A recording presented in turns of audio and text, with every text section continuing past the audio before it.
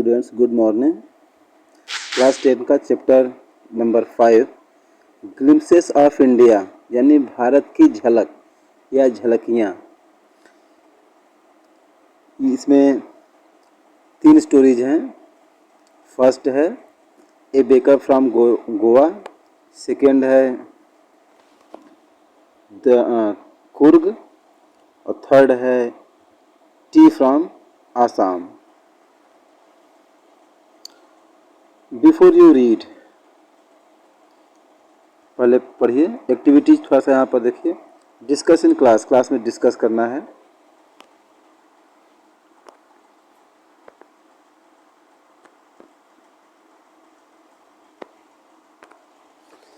Discuss in class पहले देख लीजिए। What images of people of places, what images of people end of places come to your mind when you think of our country। कौन सा image, कौन सा एक दृश्य या फोटो किसी व्यक्ति का या स्थान का आपके दिमाग में, आपके माइंड में आता है जब आप अपने देश के, हमारे देश के विषय में सोचते हैं? तो कौन सा झलक और कौन सा इमेज आपके माइंड में आता है, किस स्थान का या किस लोगों का? What parts of India have you lived in or visited? Bharat के किस पार्ट में आप रहते हैं या रहे हैं या गए हुए हैं? Can you name some popular tourist destination? क्या आप कुछ प्रसिद्ध टूरिस्ट डेस्टिनेशन यानी स्थानों के नाम बता सकते हैं? You may know that part from British, Dutch and the French, the Portuguese have also played a part in the story of our country। यानी आप जानते होंगे कि ब्रिटिश, डच और फ्रेंच और जो पुर्तगाली हैं, Portuguese, have played, also played, वो भी हमारे देश, हमारे जो कंट्री, हमारे देश के इतिहास में बहुत बड़ी भूमिका निभाए हैं। कैन यू से which part of India so French and Portuguese influence? क्या आप बता सकते हैं कि भारत के कौन से पार्ट में जो फ्रांस और पोर्टुगीज यानी पुर्तगालियों का प्रभाव देखा जा सकता है या देख सकते हैं हम लोग? Can you say which parts of India grow tea first और second coffee? क्या आप बता सकते हैं कि भारत का कौन सा भाग उगाता है टी या कॉफ़ी? तो आइए देखते हैं।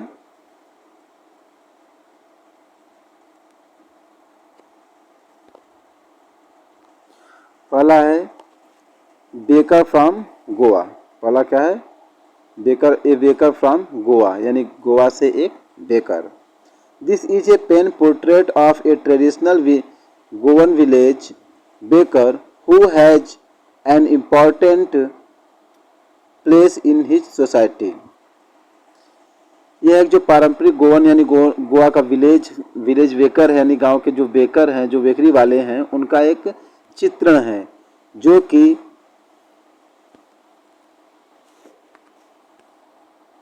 स्टील यानी अभी भी हमारे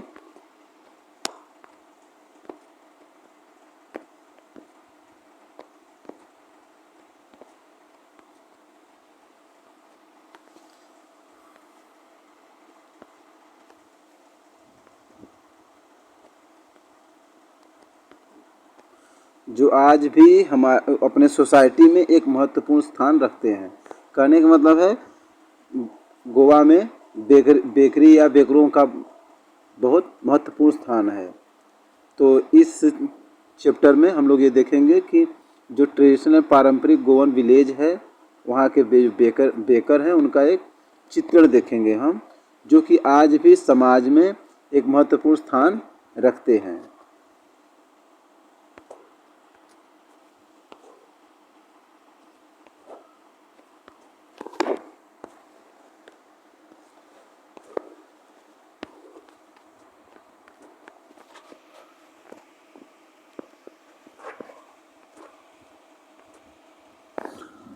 आगे देखते हैं।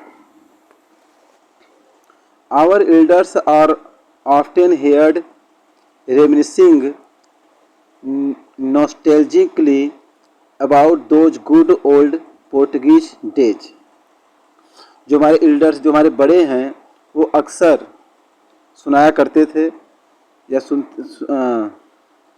सुनाते थे थिंकिंग अफाउंड द पास्ट, यानी पास्ट के जो उनकी कहानियाँ हैं उसके विषय में, जो कि उन दिनों के पोर्टुगीज यानी पुर्तगालियों का जो दिन था उसके विषय में बहुत चाव से, बहुत मन से, दिलचस्पी से सुनाते थे। The Portuguese and their famous loaves of bread, क्या सुनाते थे? पुर्तगालियों के विषय में और उनके जो फेमस ब्रेड के लोव्स होते हैं, एक प्रकार का वो भी ब्रेड है, ब्रेड कई प्रकार के होते हैं, तो ये जो ब्रेड के लोव्स होते हैं वो फेमस, उनके विषय में बताते थे। Those elders of loaves might have vanished but the makers are still there.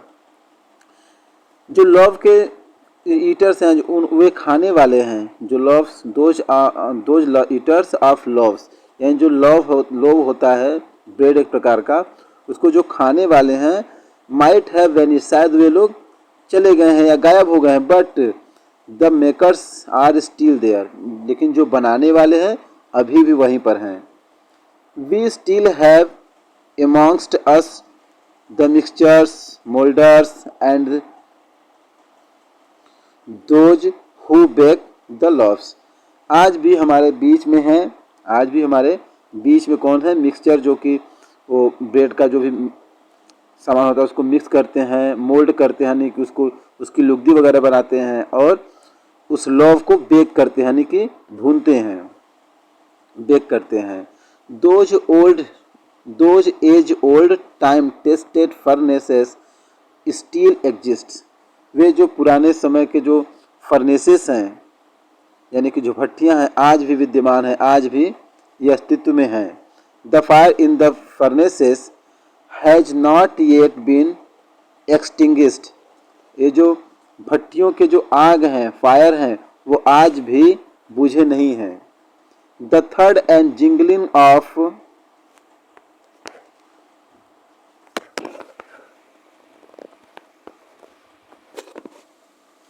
the third and jingling of the traditional baker's bamboo heralding his arrival in the morning।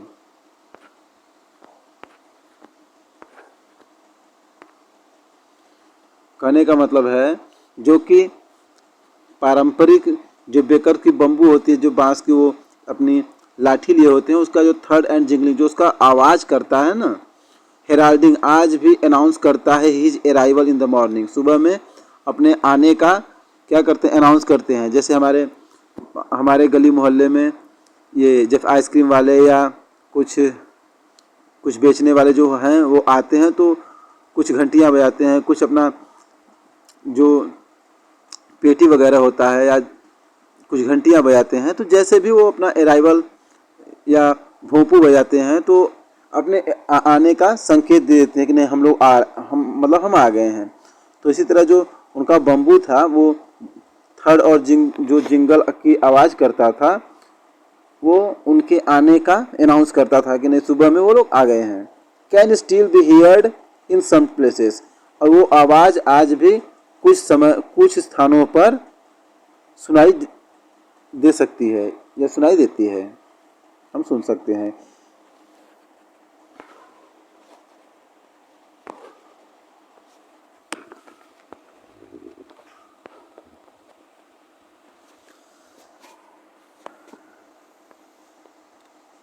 Maybe the father is not alive, but the son still carries on the family profession। कहने का मतलब है, may be, हो सकता है, शायद उनके जो पिता हैं नॉट अलाइव, अभी जिंदा नहीं हैं, but the son still carries, आज भी धोते हैं या आज भी आगे अपने फैमिली का जो पेशा है, प्रोफेशन है, उसको आगे लेकर जाते हैं।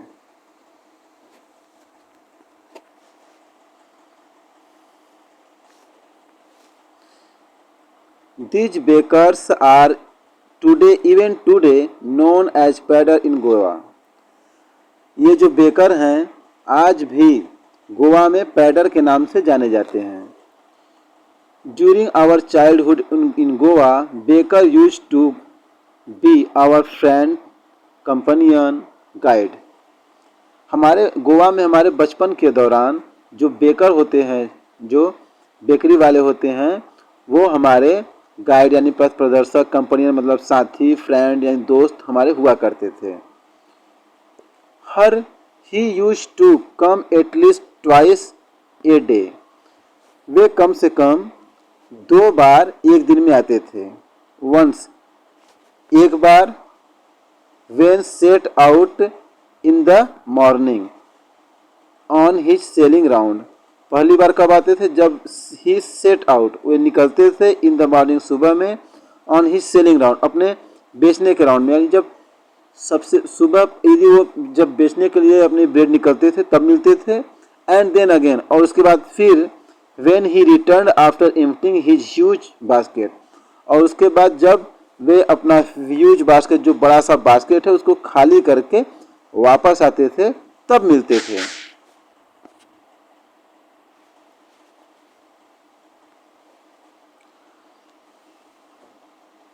The jingling thud of his bamboo woke us up from sleep। जो उनके बम्बू का जो बांस है उसका जो जिंगलिंग थर्ड यानी जिंगल की आवाज़ करती है वो हमें नींद से उठा देती थी। And we ran to meet and greet him, और हम लोग उनसे मिलने के लिए दौड़ जाते थे और उनका स्वागत करते थे, अभिवादन करते थे। Why was it so? ऐसा क्यों होता था? Why was it so? ऐसा क्यों होता था? Was it for the love of the loaf? क्या ये जो लोफ जो कि एक प्रकार का ब्रेड होता है इसके प्यार के लिए ये हम लोगों को पसंद था इसलिए हम लोग दौड़ते थे? Not at all, ऐसा बात नहीं है। The loaves were bought by some पास्किन और बास्किन। जो लव होते थे, जो ब्रेड होते थे, वो सम यानी कि कुछ पास्किन और बास्किन द्वारा खरीदा जाता था। The maid servant of the house, जो कि घर की महिला नौकर होती थी, उनके द्वारा खरीदा जाता है। पास्किन बास्किन का मतलब जैसे कोई नौकर या किसी विशेष एक विशेष तरह का एक तरह से नाम होता है, जैसे रामू काका। रामू काका ये फिल्मों में आप लोग सुने होंगे, तो हमेशा जब रामू काका का नाम सुनाई देगा तो फिर समझ जाए कि कोई नौकर ही है। रामू काका यदि कोई बोल रहा है तो कोई नौकर का नाम ले रहा है, ठीक है, रामलाल रामू काका। तो वैसे ही पास्किन और बास्किन यानी कि कुछ मेड सर्वेंट होते थे, वे ही इन ब्रेड को खरीदते थे।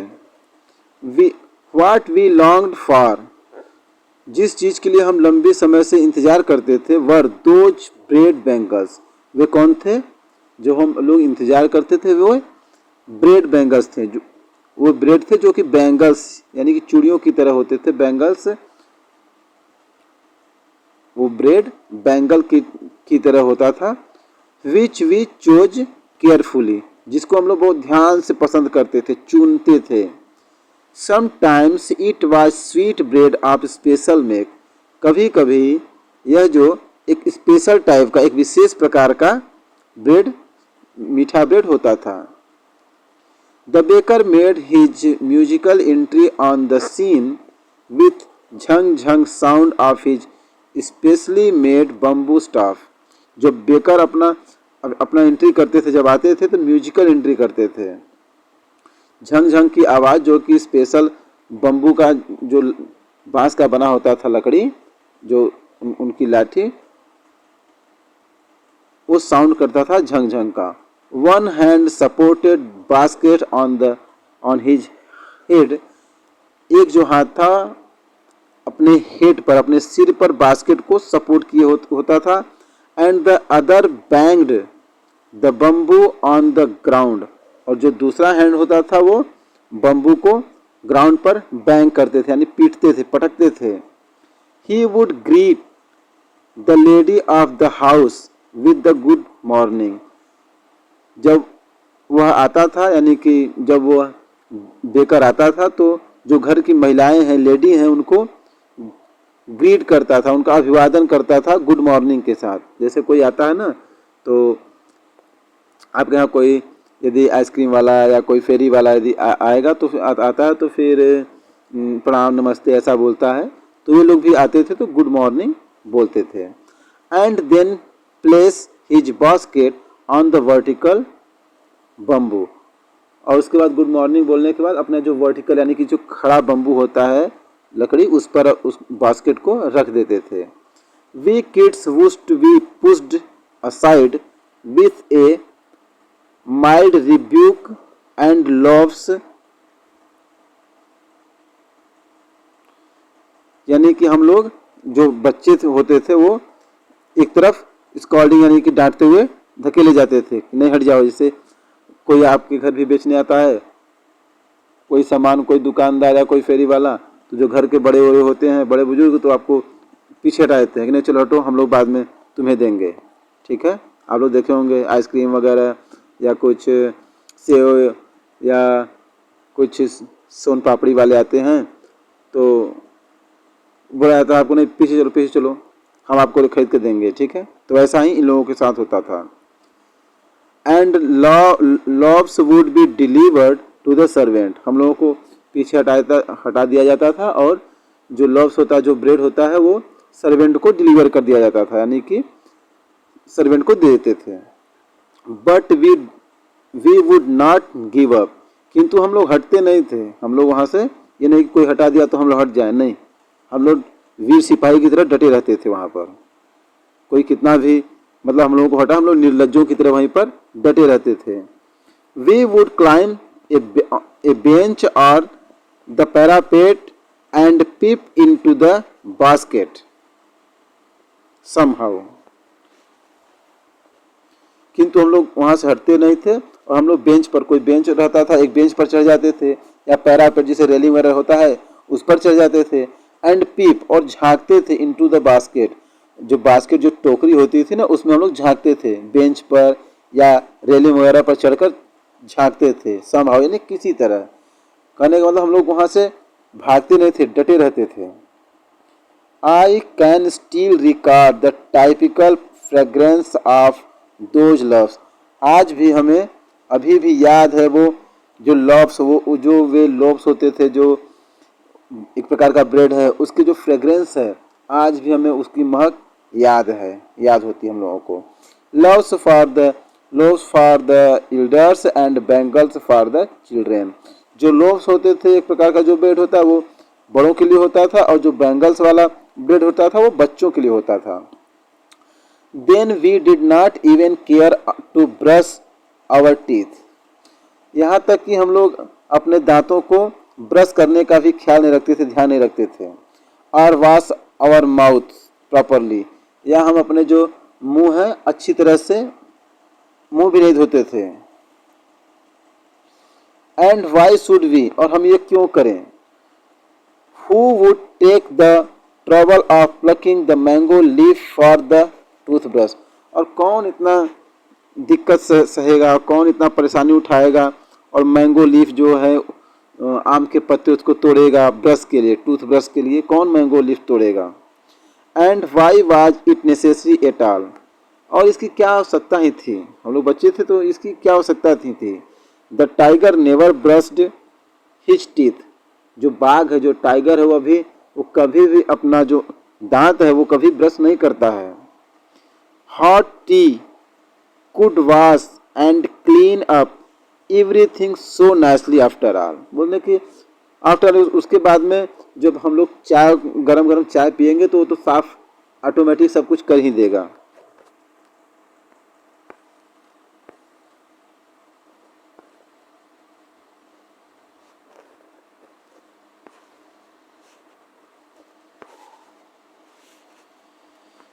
Marriage gifts are meaningless without the sweet bread non age ball, जो मैरिज गिफ्ट होते हैं, जैसे किसी का शादी हो गई, जो मैरिज गिफ्ट है वो मीनिंगलेस होता था, यानी व्यर्थ होता था, बिना स्वीट ब्रेड जो कि बॉल बॉल जो जाना जाता है, एक ब्रेड है जो बॉल के रूप में जाना जाता है, उसके बिना तो कोई भी मैरिज गिफ्ट है वो मीनिंगलेस है, यानी कि बेकार है।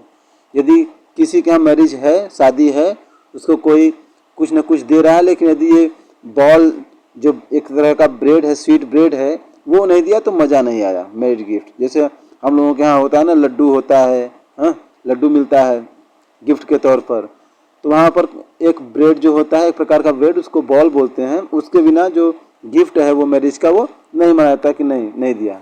जैसे कभी हम लोगों के यहाँ कोई आता है तो हम लोग उसको मीठा पानी या अच्छा चीज़ पकवान खिला देने की, चाय नहीं पिलाए तो मज़ा नहीं आता है।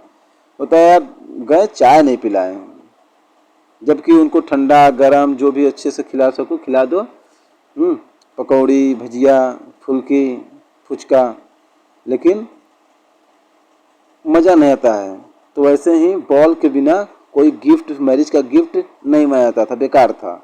नॉट जस्ट ए पार्टी और ए feast loses its, और just as a party or a feast loses its charm without bread। जो पार्टी होती है या कोई दावत होती है, वो अब बिना ब्रेड के अपना जो चार्म है, जो अपनी खूबसूरती है, वो फीकी है बिना ब्रेड के। Not enough can be said to show, यह नॉट इनफ ज़्यादा नहीं, not enough can be said to show, मतलब यह कहना ज़्यादा नहीं होगा कि how important the bakers can be for a village. एक गांव के लिए एक जो बेकर है कितना इम्पोर्टेंस है, यह ज़्यादा नहीं कहा जा सकता। The lady of the house must be prepare sandwiches on the occasion of her daughter's engagement. जो घर की महिलाएं होती हैं वो सैंडविचेज तैयार करते थे अपने जो डॉटर है, यानी बेटियों के इंगेजमेंट, यानी जो मंगनी वगैरह होता है, उसके अवसर पर सैंडविचेज तैयार करते थे। Cakes and bolinhas are a must for Christmas as well as other festival. जो केक और जो बोइनास हैं वो क्रिसमस और दूसरे फेस्टिवल्स और दूसरे त्योहारों के लिए मस्ट होता है, अनिवार्य होता है। Thus the presence of bakers furnace in the village is absolutely essential। इस प्रकार जो बेकरों का जो फर्नेस यानी भट्टियाँ हैं, उनका जो उपस्थिति है गांव में, वह पूरी तरह से आवश्यक है। The baker or bread seller of those days has a peculiar dress known as कबाई। जो बेकर है या जो ब्रेड सेल करने वाले उन दिनों वो एक कबाई नामक ड्रेस पहना करते थे, एक विशेष प्रकार का ड्रेस होता है। It was a single piece long frock reaching down to the knee. यह एक सिंगल पीस होता था फ्रॉक की तरह, जो कि घुटने तक पहुंचता था। इन आवर चाइल्डहुड, हमारे बचपन में, we saw bakers wearing a shirt and trousers, और हम लोग अपने बचपन में बेकर्स, जो बेकर वाले होते थे, बेकर्स को देखे थे एक शर्ट और एक ट्राउजर पहने हुए, which were shorter than full length ones, जो कि शॉर्टर होते, फुल लेंथ यानी फुल लंबाई से छोटे होते थे, एंड लॉन्गर देन हाफ, और हाफ से थोड़ा सा बड़े होते थे, और फुल पैंट से, कहने का मतलब जो फुल पैंट है उससे थोड़ा सा छोटे होते थे, और जो हाफ पैंट हम जिसको बोलते हैं उससे थोड़ा सा बड़े होते थे, बीच के। तो इवन टुडे, आज भी, anyone who wears a half pant which reaches just below the knees invite the comment that he is dressed like a spider। आज भी एनीवन, कोई भी, हु वियर्स, जो कि पहनता है हाफ पैंट पहनते हैं जो कि नी यानी घुटने तक पहुंचता है। यानी आज भी कोई व्यक्ति यदि ऐसा पैंट पहनता है जो कि घुटनों तक मतलब पहुंचता है, न कि पूरा फुल रहे न तो हाफ, तो वो उसको लोग कमेंट करते हैं कि वो एक कबाई की तरह ड्रेस पहना है। Baker usually collected his bill at the end of the month. जो बेकर है वो सामान्यतः महीने के आखिरी में या अंत में अपना बिल जो है वो इकट्ठा करते थे। मंथली अकाउंट्स यूज्ड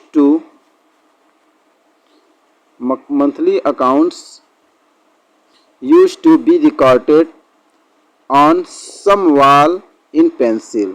जो मंथली रिकॉर्ड होता था ना, वो पेंसिल से किसी दीवार पर रिकॉर्ड किया जाता था।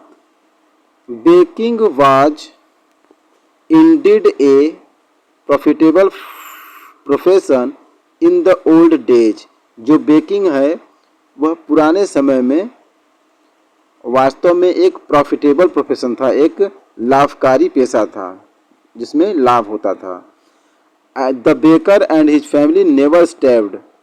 जो बेकर है और जो उनके परिवार हैं कभी भी भूखों नहीं मरते थे। He his family and his servants always looked happy and prosperous.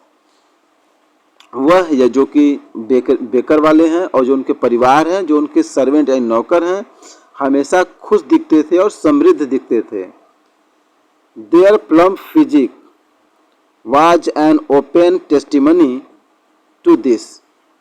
उनका जो प्लम फिजिक है, जो थोड़ा सा उनका जो तोंद है, जो मोटा उनका जो क्या है अपीयरेंस है, वो इसके लिए एक टेस्टिमनी है, यानी कि एक कोई देख कर ही बता सकता है कि नहीं ये लोग अब किसी का जैसे पेट वगैरह निकला है तो ये क्या है, ये कोई बेकर है और समृद्ध है। Even today a person with a jackfruit like physical appearance is easily compare to a baker. आज भी कोई व्यक्ति जो कि जैक फ्रूट लाइक, उसका जो फिजिकल शारीरिक अपीयरेंस, जो शारीरिक बनावट है वो जैक फ्रूट यानी कटहल की तरह है। यहाँ पर हास्य किया गया है, ह्यूमरस टाइप का है। जैसे किसी का तोंद निकला होता है ना, तो आसानी से उसको लोग कंपेयर करते हैं एक बेकर से। जब किसी का तोंद वगैरह निकला रहता है, पेट निकला रहता है, तो उसको लोग एक बेकर से उसकी तुलना कर देते हैं।